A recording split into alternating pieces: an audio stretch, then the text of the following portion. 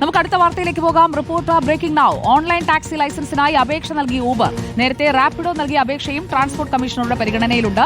Licence എടുക്കണമെന്നാവശ്യപ്പെട്ട ഓലയ്ക്കും കേരള സവാരിക്കും മോട്ടോർ വാഹന വകുപ്പ് നോട്ടീസ് നൽകി. സിനോജ് തോമസ് നമുക്കൊപ്പം ചേരുകയാണ്. Good morning Sinoj Thomas. ഒടുവിൽ ഊബർ അപേക്ഷിക്കാൻ തീരുമാനിച്ചു അല്ലേ?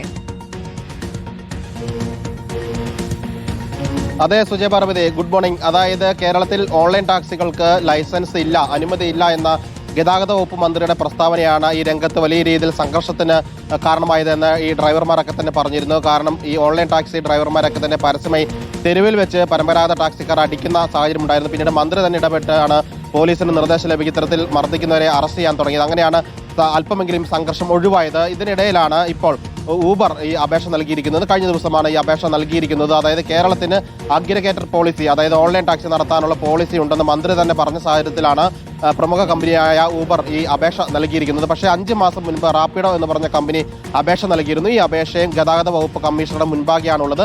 ആ അപേക്ഷമേൽ സർക്കാർ ഇതുവരെ തീരുമാനമെടുത്തില്ല. അതിനിടയിൽ തന്നെ കേരളത്തിലെ തൊഴിൽ വകുപ്പിന്റെ ഓൺലൈൻ സംവിധാനമാണ് കേരള സവാരി എന്ന് പറയുന്ന ആപ്പ്. ആ ആപ്പിനോടും അനുമതി വാങ്ങാൻ വേണ്ടിയുള്ള നിർദ്ദേശം ഗതാഗത വകുപ്പ് നൽകിയിട്ടുണ്ട്. അപേക്ഷ നൽകാനാണ് ആവശ്യപ്പെട്ടിരിക്കുന്നത്. മറ്റൊരു കമ്പനി എന്ന് പറയുന്ന ഓലയാണ്. കേരളത്തിൽ ഓലയുടെ ഓഫീസില്ല, അവർ കഴിഞ്ഞ വർഷം പൂട്ടിപ്പോയിരുന്നു. യൂബറിന് മാത്രമേ കേരളത്തിൽ ഓഫീസുള്ളൂ. പക്ഷേ കേരളത്തിൽ നിരവധി ഡ്രൈവർമാർ ഈ ഓലയുടെ ആപ്പ് ഉപയോഗിച്ച് സർവീസ് നടത്തുന്നത്. അതുകൊണ്ട് ഓല കമ്പനിയോടും അപേക്ഷ നൽകാൻ വേണ്ടി സർക്കാർ നിർദ്ദേശം നൽകിയിട്ടുണ്ട്. സുജയ, ശരി, വിവരങ്ങൾ നൽകിയത് സിനോജ് തോമസ് ആണ്. അങ്ങനെ ഊബർ അപേക്ഷ നൽകി. ഇനി ഓല എപ്പോൾ അപേക്ഷിക്കുമോ എന്തോ. അപേക്ഷിക്കാതെ മുന്നോട്ട് പോകാൻ പറ്റില്ല എന്ന് നമ്മുടെ ഗതാഗത മന്ത്രി പറഞ്ഞിട്ടുണ്ട്.